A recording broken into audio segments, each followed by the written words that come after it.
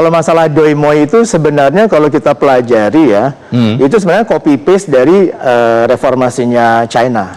Jadi sebenarnya kebijakan ekonomi Vietnam ya, to some extent itu adalah sama dengan kebijakan China, Deng Xiaoping ya waktu itu ya. Tapi dengan skala yang lebih kecil begitu ya. Betul.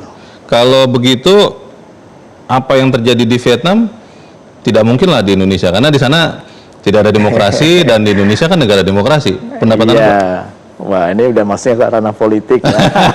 Jadi yang jelas kalau menurut saya sih intinya kepastian hukum. Jadi kalau pelaku ekonomi begitu dia mau melakukan bisnis itu kan memerlukan kepastian ya. Rules and the games-nya itu kan jelas ya.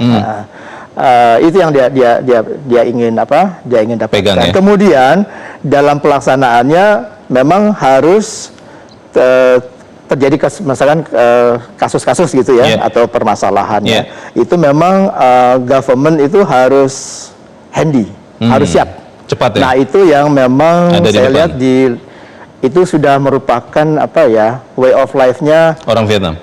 Bukan orang Vietnam, bahkan government, pemerintah Vietnam, aparatusnya demikian. Nah itu yang mungkin agak berbeda dengan kita. Baik, Pak Fuad, kalau Anda lihat kemajuan Vietnam itu memang sesuatu yang sudah kita tengarai dari sejak lama begitu, karena mereka yang tadi Pak Ibnu Adi mengatakan ya kendalinya kan satu begitu, jadi lebih mudah dikendalikan. Atau memang ada satu terobosan yang sebetulnya, ini kan kita bahas ini Pak Fuad supaya Indonesia bisa tiru ya, yang bisa kita tiru Pak. Ada kemungkinan tidak Indonesia meniru pertumbuhan ekonomi Vietnam Pak Fuad? Ya bisa saja Indonesia seperti Vietnam, malah tuh sama extent saya kira Vietnam itu dulunya juga belajar dari kita juga. Betul sekali. Awalnya ya? Iya. Betul. Ini negeri ini kan baru berakhir perang yang dahsyat itu tahun 75 tahun seingat saya kan. Habis itu dia melaksanakan ekonominya itu memang serius. Betul-betul serius. Dan governmentnya juga sangat menopang. Ya. Di pertama sekarang kalau pariwisata yang 51% kan pertumbuhannya ditopang oleh wisata. Itu orang-orang Indonesia saja sekarang banyak yang bicara Vietnam.